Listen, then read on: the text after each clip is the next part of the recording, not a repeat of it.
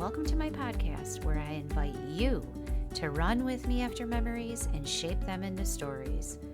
On this show, I'll also share samples of my writing and interesting moments from everyday life. I'm your host, rooroosig, and today you're listening to my first podcast, The Story Chaser.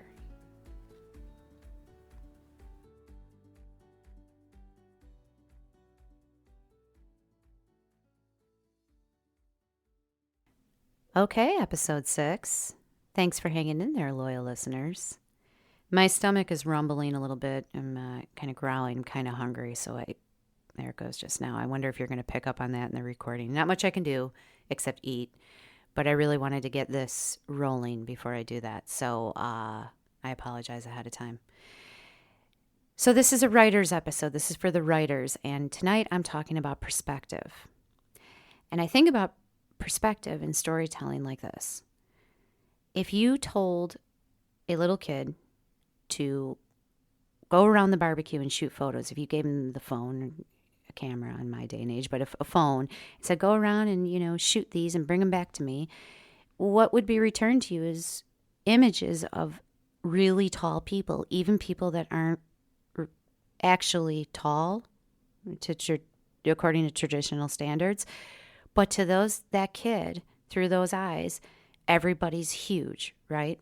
So it's a perspective. And I think about that when I think about my writing. So I tend to embellish or tell things the way that I saw them, okay? And I'm only explaining that now because the following piece that I'm going to share, there may be family members, even the one that it's about, that's not how it went, but it is. That's how it went in my memories, and that's how writing works. It's what I remember. It's how I saw things and how I feel them. And I feel really strongly about the piece that I'm going to share tonight, although it is a rough. I'm just warning you. I did not clean it up. I did not edit it. I do plan to have a more elaborate version in my future book, but I'm breaking a huge rule here, okay? As writers, we're not supposed to share until something is at least clean. Whatever. Tonight, I'm talking about a person who shed light on things about myself. I guess you could say he sort of introduced me to me. And that person is my brother Tom, a very cool dude bro. The following piece is a chunk from my work in progress titled My Retired Childhood. One day I was homesick from school, and I called out for Dad to accompany me in the bathroom as I felt nauseous. He got up too quickly from his chair to rush to me, and he hit the doorway of the bathroom with a blank stare as he slowly leaned and just fell backward in our hallway. He never lost consciousness, but it was terrifying. And all the emergency training in school, on TV commercials, everywhere about dialing 911 fell deaf on my ears. Maybe because he continued talking to me, or maybe because I didn't want to believe I was alone with him in an emergency situation. Instead, I ran to the bedroom and got 3 pillows and propped his head up on them. I'm okay. I'm okay. I think I'm okay. I just need to catch my breath, he was telling me. Right then the phone rang and I ran to it, and I thought, oh, thank God, someone else will be in this scary moment with me. I didn't care who was on the other end of that line. Even a telemarketer was about to share my fear. When I answered, the voice on the other end sounded almost like it was echoed through a styrofoam cup. Hey, it's your brother Tom, checking in from Alaska. How's it going over there? It must serve as such a traumatic moment for him when I remember it now, because I said, Tom, Dad fell. He's laying in the hallway by the bathroom. I put pillows under his head. He's awake and talking. His voice cracked a little. Oh my God, are you kidding me? Okay, hang up. I'm going to make some calls and get you some help. I don't know the time frame following. It was probably minutes before my sister Mary and her husband Jerry burst through that front door. Mary went directly to Dad, still halfway propped up on those pillows, and began assessing the situation, asking him questions. I decided to tune it all out, and I went right to the dining room table and opened the paper to the comics section, finding solace in Calvin and Hobbes. Jerry, attempting a calm tone, which I heard but pretended not to. "Are you okay? This was a pretty scary thing. Do you want to talk about it?" I never answered him. I just kept staring at the sketches. I did feel their energy, though, and looks exchanged to one another said that it was time for our home life to include some additional help. Perhaps this stay-at-home dad thing was becoming too much for Dad, as his health was fading. The jig was up, and the two of us couldn't hold down the fort alone anymore. Mary got Dad to his feet and stayed the rest of the day to make sure he was okay enough. All of my siblings visited a lot, but it seemed after the incident where Dad lost ground below himself, their visits became more frequent. I suddenly had many parents, and it was the pits for a teenager. But looking back, they were just trying to guide me away from a spiral going in the wrong direction. I was 13. My face was starting to look weird. My eyebrows found each other in the middle. And the life that I knew and grew comfortable in had changed. My siblings took on more authoritative roles with me popping in shifts. They shut off the TV while I was watching.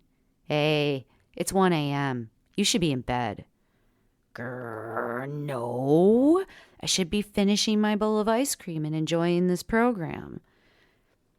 "Hey, Sully from 2 blocks over saw you smoking at the park. You better cut that shit out." Dang, they even had feelers out in the world watching. I felt under surveillance. And that makes me laugh now because it's very overdramatized. At the peak of my angst and annoyance of the monitoring from my siblings, a hero rode into town. But he wasn't on a white horse. No. He putted up to our curb in a gray car that was the length of a T-Rex and patterned in rust from the undercarriage to the doors. That car exploded a bang, clatter, and boom with the engine shutting off. The driver got out and flashed a profile of overgrown, deep, dark, curly hair before swinging a leather coat retrieved from the back seat over his shoulder. He faced the houses across the street and stretched his arms above his head. I watched through the window wearing a smirk, holding back my joy till I had the certainty of who this was. He turned around, head tilted down, and placed his palms flat across the hood of that monstrous car in a stretch of surrender. Slowly lifting his head, he exposed a 5 o'clock shadow, grown during a long drive, a marble red dangling from his bottom lip. Our eyes met, and he offered me a quick, reassuring tip up of his chin, the confirming nod and a smirk to match mine. I turned my head back and shouted through the house, "Tom is home! Tom is home!" I could feel his light across the lawn and through the glass. It was the light of change, the ray of refreshing excitement that he always exuded. My parents hurried through the living room equally surprised. My brother had come home. True to his outrageous nature, he landed out of nowhere with the dust of everywhere a cloud behind him. My brother Tom is cut from a unique cloth. He's the leather coat and a line of suits. While others around him followed a path from A to B to C, Tom jumped from A to Z to L to M to X. "I'll try anything once," he has said to me with a quick nod of his head upward, expressing a confidence in the unknown. He traveled the world as a young guy with not much more than a hunch and a prayer in his pocket. His defiance to conform is refreshing to observe, but make no mistake, never easy to pull off. Basically, not for the weak-willed. His resourceful abilities would be challenged so many times, whether that be in an argument with an old lady in the streets of Sicily, or trying to explain himself to us, his family. "Hey, I need to borrow a clean shirt. All my clothes were stolen out of my car, and I got to be an extra in a film in about an hour," would be one example. leaving all of us with, "What? Huh? Why were all your clothes in your car, and where have you been for weeks?" As a small child, I have a few memories of him peeking his head into my bedroom. "You up? You want a White Castle?" I then, his co-pilot, in line getting 2 a.m. cheeseburgers to the beat of Led Zeppelin for the hungry clan of teen siblings waiting back home for us. It was awesome. His idea of babysitting me was tossing a copy of Calvin and Hobbes my way. And it was a success. I fell deep into those pages while he, went off and did whatever he wanted, I guess. I don't know. I never looked up. He once came home with a saxophone and told us to leave him alone while he taught himself to play it in the basement. His wit is untouchable, and his talent for storytelling, well, I wouldn't even attempt. He's a very close second to my dad in that way. I think that has everything to do with how he's always placed himself in unusual circumstances and reads about anything he can get his hands on. Some things in life worked out for him and some things didn't. But I'm pretty sure the guy has no regrets about any adventures he went on. About 9 months before the day he came home, he announced that he would be traveling to Alaska to help a friend open a restaurant. My mother was concerned, naturally, as anyone would be, and had a bunch of questions. But he honored all of his escapades, and he did not allow for concerns, worries, or judgment to ever stand in his way. After Alaska, instead of finding another temporary apartment, he set up camp in our basement, surrounded by our abandoned toys, sporting gear, and clothing hanging from the overhead pipes, a makeshift bedroom for himself. I often found him face down in a book, his Chuck Taylors crisscrossed towards the end of his bed, late in the evenings while getting my school uniform off a hanger. And he'd share random wisdom like, "Hey, you ever want to learn about life? You will read Salinger." I would soon cherish titles like Franny and Zoe or Catcher in the Rye and wonder, how did Tom know I would love this before I even knew? He grew into the role of a caretaker. He took a hiatus from being an adventurer and learned about Dad's daily medicines. His knowledge from the restaurant turned him into a kitchen organizer with no mercy. And the relationship between himself and Dad was so radical to me. He spoke right out and said, "Dad, I have told you many times I will not be speaking until I've had 5 minutes of quiet time in the morning." And my dad would abide by this. "This guy, I gotta wait 5 minutes. Ah." And Tom continued to blankly stare at nothing through the steam of his coffee. He blew my mind. He was way ahead of the meditation craze we all know now. He would do odd jobs here and there for quick cash, and instead of socking it away, he would walk through the door with bags of groceries and prepare things for us that we would never think of on our own. "Okay, now the dish of warm butter for your afternoon lobster." He brought bits of his life lived out there home to us. Eventually, he traded out his dinosaur monster car and showed up in a convertible, a soft cream-colored Fiat, with no explanation. And some of my fondest memories of being 13 were our afternoon drives in that car on summer days while Dad napped. He introduced me to some of the most important people of my life, and we met loudly. The Violent Femmes, Roy Orbison, Stevie Ray Vaughan, and so many more. And over their music, he would share bits of his own nostalgia with me. "Have I ever told you about the Northern Lights? They were the coolest things I've ever seen. Colors jumping from the ground to the sky. You gotta see 'em sometime." The road ahead of us seeming endless. I could listen all day. His approach to guiding me in the right direction was to show me the windy, curving roads on the outside. We stayed up late together, watching films like Casablanca, and discussed his theories on how colorizing films destroyed the imagination of shadowing. He opened my mind to ideas that weren't taught in school. He didn't encourage bad behavior, but he introduced me to free thinking. "Don't sweat the small stuff, kid. Don't waste your life worrying." I, like Tom, didn't see my life as this straight and narrow road as my peers did. I truly believe that if I didn't have that time one-on-one with him, I wouldn't have the self-assurance of who I am today. He told me I could do anything ever, and I should never let anyone stop me from a dream. I felt the most free in that time when Tom came home.